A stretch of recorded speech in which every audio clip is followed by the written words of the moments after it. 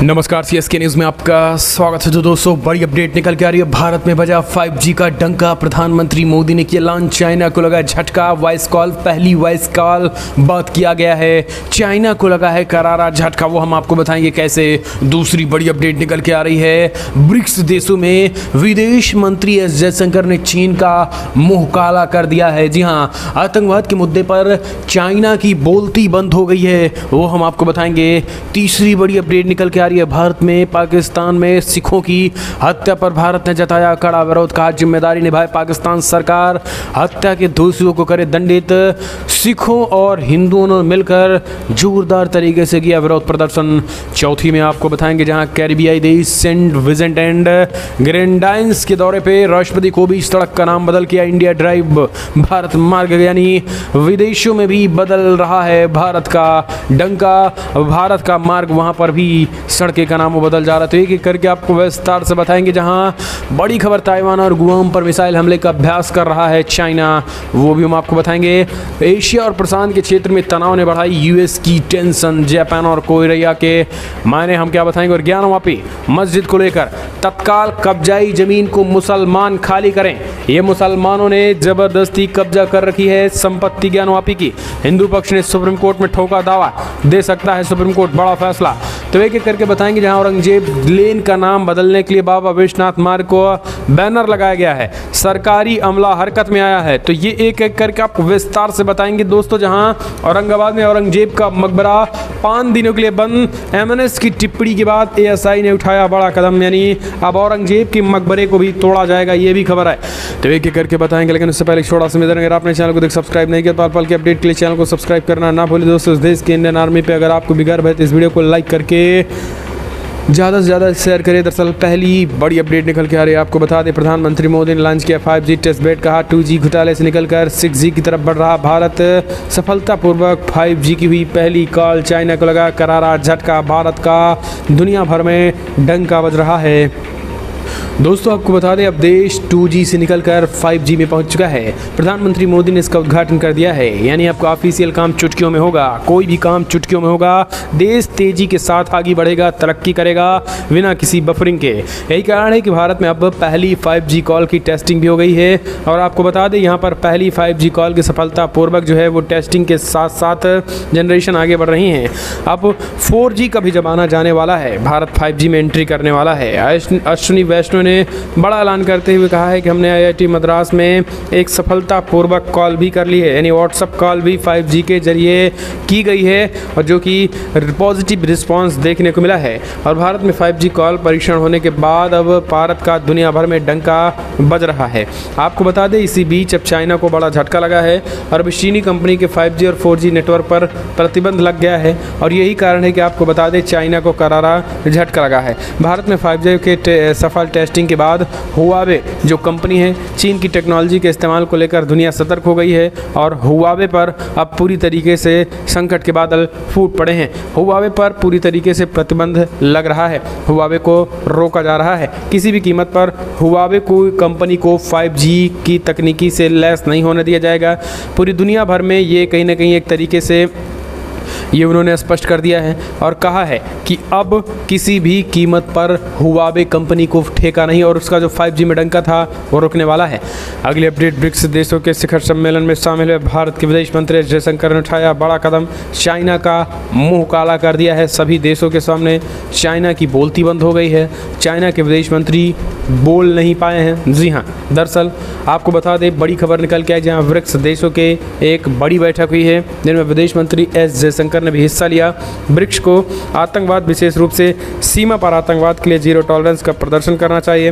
Virtually आयोजित इस बैठक में भारतीय विदेश मंत्री ने 8 महत्वपूर्ण बिंदुओं पर अपनी बातें रखी हैं। विदेश मंत्री एस जयशंकर ने ब्रिक्स विदेश मंत्रियों की बैठक में भाग लिया और में उन्होंने कहते हुए कहा है कि 8 प्रमुख बिंदुओं पर प्रकाश डाला है। हम न केवल कोविड महामारी बल्कि आतंकवाद, सीमा पार आतंकवाद, और इतना ही नहीं, पड़ोसी देशों को परेशान और सीमाई इलाकों में लगातार गलत एक्टिविटी करना, दूसरे ज़मीनों पर कब्जा करना समेत कई मुद्दों पर चर्चा की है। उनमें सबसे बड़ी बात यह है कि चाइना पर भारत ने हमला बोला। दरअसल आपको बता दें, पाकिस्तान की लगातार आतंकवादी के जरिए मदद कर रहा है, आतंकवाद के रूप में अपने हथियारों को आतंकियों को दे रहा है, जो कि एलओसी पे पकड़े भी जा रहे हैं। इसी को देखते हुए आतंकवाद का मुद्दा और समुद्र सुरक्षा का मुद्दा उठा करके विदेश मंत्री एस जयशंकर ने ब्रिक्स में ही चाइना को खरी खोटी सुना गए और मुंह काला कर दिया। चाइना की बोलती बंद हो गई। खास करके ब्रिक्स ने बार बार संप्रभु समानता, क्षेत्रीय अखंडता और अंतर्राष्ट्रीय कानून के प्रति सम्मान की पुष्टि की है। उन्होंने कहा है कि हमें इस दाव पे खरा उतरना चाहिए। यानी जो चाइना ये बात करता है कि हम अंतर्राष्ट्रीय क्षेत्रीय अखंडता को बनाए रखते हैं, उन्हीं की पोल खोलते हुए क्षेत्रीय अखंडता पर भी बातचीत करते हुए चाइना को एक तरीके से संदेश दे दिया। आतंकवाद, जलवायु समेत कई मुद्दे उठाकर चाइना को एक साथ घेर दिया। समुद्री सुरक्षा, सीमा पर आतंकवाद और दूसरे क्षेत्रीय अखंडता जैसे मुद्दे को उठाकर चाइना का मुंह काला कर दिया ब्रिक्स में और भारत का डंका बजा। हम चलते हैं एक और अपडेट। पाकिस्तान में सिखों की हत्या के बाद जोरदार तरीके से हिंदू और सिख कर रहे विरोध। भारत ने भी जताया कड़ा विरोध का जिम्मेदारी निभाए पाकिस्तान सरकार, हत्या के दोषियों को तत्काल करे दंडित। दरअसल आपको बता दें, सीएम बड़ी खबर निकल के आई जहाँ पाकिस्तान में बड़े पैमाने पर विरोध हो रहा है। जी हाँ, दरअसल आपको बता दें, पाकिस्तान में विरोध के स्वर इतनी तेजी के साथ बढ़ गए हैं। हिंदू और सिखों की लगातार हत्याएं बढ़ रही हैं। आपको बता दें, पेशावर के पास मारे गए लोगों की पहचान सलजीत सिंह 42 और रंजीत सिंह 38 के रूप में हुई है और यही कारण है कि दो सिखों की हत्या के बाद सब सिखों में गुस्सा फूट पड़ा है और सिख जो हैं वो तेजी के साथ विरोध कर रहे हैं। अब आप समझ सकते हैं कि अफगानिस्तान में तो सिख मार के भगाए गए हैं, अब पाकिस्तान में वही हालत है। उनकी हत्याएं हो रही हैं, उनको खत्म करने की कोशिश की जा रही है। हालांकि अब हिंदुओं ने भी मोर्चा खोल दिया है। सिखों और हिंदुओं ने जोरदार तरीके से विरोध जताया है। वहीं आपको बता दें, भारत की तरफ से अरिंदम बगाची ने कहा है कि हमने पाकिस्तान में अल्पसंख्यक समुदाय के सदस्यों को लगातार निशाना बनाए जाने पर पाकिस्तान सरकार के समक्ष कड़ा विरोध दर्ज कराया है। ये हम संबंधित अधिकारियों के मामले में ईमानदारी से जाँच करने और निंदनीय घटना के लिए जिम्मेदार लोगों के खिलाफ सख्त कार्रवाई करने के आह्वान करते हैं। हम चलते हैं और अपडेट कैरिबियाई देश सेंट विसेंट एंड ग्रेनाडाइंस के दौरे पर राष्ट्रपति को भी सड़क का नाम बदलकर इंडिया ड्राइव भारत मार्ग कर दिया। अब दुनिया में भी बदला जाने लगा है नाम सड़कों का, भारत का डंका। राष्ट्रपति रामनाथ कोविंद ने सेंट विसेंट एंड ग्रेनाडाइंस के प्रधानमंत्री राल्फ गोजाल्विस और स्थानीय समुदाय के सदस्यों की उपस्थिति में किंग्स्टन में उपस्थित कॉरिडोर रोड का नाम बदल इंडिया ड्राइव भारत मार्ग कर दिया है।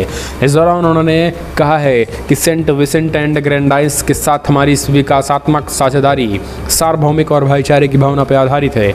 मैं आप सभी से नए भारत और आर्थिक विकास से जुड़ने का आग्रह करता हूं। इससे पहले खबर आई थी, राष्ट्रपति कोविंद ने बृहस्पतिवार को सेंट विसेंट एंड ग्रेनाडाइंस के शीर्ष नेतृत्व से मुलाकात की है, तो इस तक बड़ा हमला बोला है। हम चलते हैं एक और अपडेट लेते हैं। आपको बता दें, यासीन मलिक के सताए कश्मीरी लोगों ने कहा मलिक को फांसी हो ताकि दूसरों को भी मिले सबक। जी हाँ, दरअसल आतंकी संगठन जम्मू कश्मीर लिबरेशन फ्रंट के chairman Yasin Malik terror funding के अलावा और भी कई ऐसे केस चल रहे हैं जिनमें एक वायुसेना के 4 अधिकारियों को हत्या करने की बात है। मलिक का आरोप है कि उसने अपने साथियों के साथ मिलकर 25 जनवरी 1990 को श्रीनगर के रावलपोरा में वायुसेना के अधिकारियों पर हमला कर दिया था। इस हमले में रवि खन्ना समेत वायुसेना के 4 अधिकारी शहीद हो गए थे और वायुसेना के शहीद अधिकारी रवि खन्ना की पत्नी ने भी मांग की है। तो दोस्तों आपको बता दें, जम्मू कश्मीर में इसके साथ ही कई ऐसे लोग हैं जो उससे प्रताड़ित हैं इस, और उसने पूरी तरीके से ये मांग की है कि पूरी तरीके से इस आतंकी पर जो है फांसी हो। अगली अपडेट लेते हैं। बड़ी खबर निकल के आ रही है, श्रीलंका की राह पर पाकिस्तान दिवालिया होने का खतरा, तेज लग्जरी आइटम के आयात को किया बैन। जी हाँ, दरअसल आपको बता दें, श्रीलंका के बाद चाइना के एक और दोस्त पाकिस्तान अब दिवालिया होने के कगार पर पहुँच गया है। पाकिस्तान सरकार ने देश की खराब होती आर्थिक स्थिति को देखते हुए गैर जरूरी लग्जरी आइटम के आयात पर प्रतिबंध लगा दिया है, जिसके बाद से पाकिस्तान में पैसे होते हुए भी महंगी गाड़ियाँ, विदेशी गाड़ियाँ, मोबाइल, चश्मे, शैम्पू, निजी हथियार जैसे और कई आइटम नहीं खरीद पाएंगे। पाकिस्तान की सूचना मंत्री मरियम औरंगजेब ने गुरुवार को बताया है कि शहबाज शरीफ सरकार ने देश को वित्तीय उथल पुथल से बाहर निकालने के लिए एक आर्थिक योजना तैयार किया है। इस योजना के तहत सभी गैर आवश्यक लग्जरी वस्तुओं के आयात पर प्रतिबंध लगा दिया गया है और इस ऐलान के बाद प्रधानमंत्री शहबाज शरीफ ने ट्वीट करके कहा है कि इस निर्णय से देश की बहुमूल्य विदेशी मुद्रा की बचत होगी। हम चलते हैं एक और अपडेट लेते हैं। अगली खबर निकल के आ रही है दोस्तों, जहां अफगानिस्तान में महिला एंकर्स को भी अब मुख ढक कर करनी होगी एंकरिंग। तालिबान के फरमान से हैरत में है दुनिया। दरअसल तालिबान का महिलाओं पर अत्याचार कम होने का नाम नहीं ले रहा है। अब जो महिला एंकर हैं, न्यूज़ टेलीविज़नों में काम करती हैं, अब उन्हें अब एंकरिंग के लिए मुँह ढक कर एंकरिंग करना होगा। जी हाँ, ये बड़ा और नया फरमान तालिबान की सरकार ने ऐलान कर दिया और तालिबान की सरकार ने इस बात को कहा है कि इस चीज़ को सुनिश्चित करें जल्द से जल्द और जल्दी से जल्दी आप सुधार लाएं अपने पूरे एक्टिविटी में। यानी एक्टिविटी का मतलब कहने से ये है कि आप बुर्का पहनकर एंकरिंग करें। अगर नहीं पहन सकते हैं तो एंकरिंग छोड़ दें। अगली अपडेट, प्रशांत क्षेत्र में तनाव ने बढ़ाई यूएस की टेंशन। बाइडन के जापान कोरिया दौरे के मायने समझिए। दरअसल अमेरिकी राष्ट्रपति जो बाइडन 6 दिनों की दक्षिण कोरिया और जापान की यात्रा पर हैं। बतौर राष्ट्रपति जो बाइडन की ये पहली एशिया यात्रा है। इस यात्रा को मकसद दोनों देशों के साथ अमेरिकी संबंधों को मजबूती प्रदान करना है, साथ ही चीन को कड़ा संदेश भी देना। वो प्रशांत क्षेत्र में अपनी गतिविधियों पर विराम लगाएं। इस क्षेत्र में दशकों से अस्थिरता का माहौल है और आपको बता दें तमाम जगहों पर अब इन सब को अस्थिरता के माहौल को कम करने के लिए यह तैयारी जो है वो जो बाइडन की तरफ से की जा रही है और जो बाइडन अब इस तैयारी को आगे बढ़ाएंगे। हम चलते हैं एक और अपडेट लेते हैं। आपको बता दें ज्ञानवापी पास सुप्रीम सुनवाई। हिंदू पक्ष ने कहा कब्जाई जमीन मुसलमानों की संपत्ति नहीं, तत्काल करवाओ खाली। दरअसल आपको बता दें सुप्रीम कोर्ट से बड़ी खबर निकल के आई है, जहां सुप्रीम कोर्ट में आज सुनवाई हो रही है, जहां पर हिंदू टीम ने बड़ा ऐलान कर दिया है। हिंदुओं की तरफ से कहा गया है कि जल्द से जल्द ज्ञानवापी मस्जिद, जो कि मुसलमानों की नहीं बल्कि हिंदुओं की ज़मीन और मुसलमानों ने ज़बरदस्ती कब्जा किया हिंदुओं से, तत्काल उसको छोड़ी जाए, मुसलमानों को मालिकाना हक ना मिले। हिंदू पक्ष अपने जवाब में कहा है कि हिंदू सदियों से उसी स्थान पर अपनी रीतियों का पालन कर रहे हैं और परिक्रमा कर रहे हैं। मुगल शासक और औरंगजेब ने कोई वक्त नहीं स्थापित किया है, विवादित जगह पे कोई मस्जिद नहीं है और इसी को लेकर दोस्तों आपको बता दें उन्होंने कहा है कि हम विवादित जगह पर कोई मस्जिद नहीं है और उसे तत्काल हिंदुओं को सौंपा जाए। ये बड़ी खबर निकल के आ रही है। इसी बीच आपको बता दें अब सुप्रीम कोर्ट की तरफ से भी टिप्पणी आई है। ज्ञानवापी मस्जिद में क्यों लगाया जाता है फव्वारा? सुप्रीम कोर्ट की तरफ से ये कहा गया है कि उसमें फव्वारे की क्या ज़रूरत है। सर्वे टीम ने अपनी रिपोर्ट दीवानी अदालत को सौंप दी है। आपको बता दें ज्ञानवापी मस्जिद का सर्वेक्षण करने वाली टीम ने गुरुवार को वाराणसी की दीवानी अदालत को अपनी रिपोर्ट सौंप दी है। हालांकि सुप्रीम कोर्ट उसे एक दिन की सुनवाई नहीं करने को कहा है। शीर्ष अदालत ने निचली अदालत को ज्ञानवापी मामले में आगे की सुनवाई तब तक नहीं करने को कहा जब तक वो शुक्रवार को इस मामले पर सुनवाई कर नहीं लेता है। यानी आज जो है सुप्रीम कोर्ट की सुनवाई चल रही है और हिंदू पक्ष ने ये बड़ा ऐलान कर दिया है कि कब्जाई ज़मीन मुसलमानों की संपत्ति नहीं है। हम चलते हैं एक और अपडेट लेते हैं। अगली खबर, औरंगजेब लेन का नाम बदलने के लिए बाबा विश्वनाथ मार्ग का बैनर लगाया, सरकारी अमला हरकत में आया। दरअसल आपको बता दें नई दिल्ली क्षेत्र में औरंगजेब लेन का नाम बदलने की मांग तेज हो गई है। अज्ञात युवकों ने साइन बोर्ड पर बाबा विश्वनाथ मार्ग बैनर लगा दिया है। घटना की जानकारी मिलते ही मौके पर तुगलक रोड थाना पुलिस की पेट्रोलिंग टीम ने बैनर को हटाया। पुलिस ने थाना तुगलक रोड में अज्ञात के खिलाफ संपत्ति विरूपण अधिनियम के तहत मामला दर्ज कर लिया। मामले की छानबीन किया जा रहा है। मौजूदा साइन बोर्ड पर दूसरे रंग का बैनर लगने के बाद सभी युवक मौके पर से चले गए थे। घटना की जानकारी मिलते ही नई दिल्ली पालिका परिषद ने उसे हटाया। लेकिन सबसे बड़ी बात यह है कि हटाना कब तक आप हटाएंगे, कब तक एक लोगों को संतुष्ट करने के लिए ऐसा काम करेंगे? कभी न कभी तो औरंगजेब की यहाँ नामो निशान मिटाना ही पड़ेगा। और अगर आप भी मानते हैं कि औरंगजेब का नाम बदलकर बाबा विश्वनाथ मार्ग होना ही चाहिए तो इस वीडियो को लाइक करके अपना समर्थन दर्ज करें। हम चलते हैं एक और अपडेट। आज बड़ी खबर निकल के आ रही है। ईडी की ताबड़तोड़ छापेमारी, लालू एंड कंपनी में मचा हड़कम। लालू के संग राबड़ी और मीसा भारती के ठिकानों पर भी छापेमारी। कई घोटाले में फंसे आरजेडी चीफ। केंद्रीय अन्वेषण ब्यूरो सीबीआई ने शुक्रवार को राष्ट्रीय जनता दल राजद प्रमुख लालू प्रसाद यादव और उनकी बेटी मीसा भारती के 17 ठिकानों पर जमीन के बदले नौकरी देने के सिलसिले में छापेमारी की है। जांच एजेंसी ने इसके खिलाफ नया मामला दर्ज किया है। सीबीआई ने टीम ने बेशक टिप्पणी करने से इनकार कर दिया, लेकिन सीबीआई सूत्रों का कहना है कि पटना और गोपालगंज में विभिन्न स्थानों पर छापे मारे जा रहे हैं और यह छापेमारी 2004 और 2009 के बीच रेलवे में नौकरी के बदले जमीन लेने से संबंधित है। लालू प्रसाद रेल मंत्री थे। पूर्व मुख्यमंत्री पर आरोप है कि रेल मंत्री रहते हुए लालू प्रसाद ने रेलवे में नौकरी दिलाने के एवज में ज़मीन ली थी और इस तरीके की सीबीआई छापेमारी तब तक की गई थी।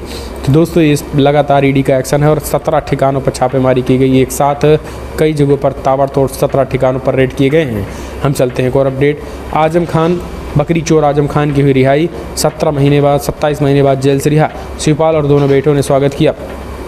समाजवादी पार्टी के वरिष्ठ नेता आजम खान 27 महीनों बाद जेल से रिहा हो रहा है, लेकिन जेल से रिहा होते ही उसे बड़ा झटका लग गया है। आपको बता दें, जवाहर यूनिवर्सिटी में लगभग 250 बीघे संपत्ति को सरकार ने अपने कब्जे में कर लिया है। यानी 250 बीघे की संपत्ति पे सरकार और प्रशासन का बुलडोजर चल गया है और उसे अपने नाम करने का ऐलान कर दिया गया है। आपको बता दें, जिस तरीके से यहाँ पर आजम खान लगातार चर्चा में थे और आजम खान जेल से कब रिहा होंगे, इसको लेकर लगातार मांग की जा रही थी। अभी आजम खान की रिहाई तो हो रही है, लेकिन आपको बता दें, रिहाई से ठीक पहले इनके कई दीवारों पर बुलडोजर चल गया है। जवाहर यूनिवर्सिटी की कई दीवारों पर जो अवैध संपत्ति पे बनी थी, उन पर बुलडोजर चलाया गया है। इतना ही नहीं, 250 बीघा ज़मीन को कल वहाँ के राजस्व टीम ने कुर कर लिया है, यानी जब्त कर लिया है। तो ये भी एक बड़ा झटका है। हालाँकि इधर ऐसा नहीं है कि ये आजम खान जेल से रिहा हो गया तब जेल जाएगा ही नहीं, अभी भी कई मामले खुलने बाकी हैं। अगली अपडेट लेते हैं। असम के एक स्कूल में महिला टीचर को लंच के लिए बीफ लाना पड़ गया महंगा, गई जेल। असम में अपने लंच बॉक्स में कथित तौर पर बीफ लेने के आरोप में गिरफ्तार की गई एक स्कूल टीचर न्यायिक हिरासत में भेज दिया गया है। आपको बता दें, अधिकारियों की माने तो हरकुंची मिडिल स्कूल की टीचर दालिमा खान को मंगलवार को कुछ स्थानीय निवासियों द्वारा उनके खिलाफ दर्ज कराई गई शिकायत के बाद गिरफ्तार कर लिया गया था।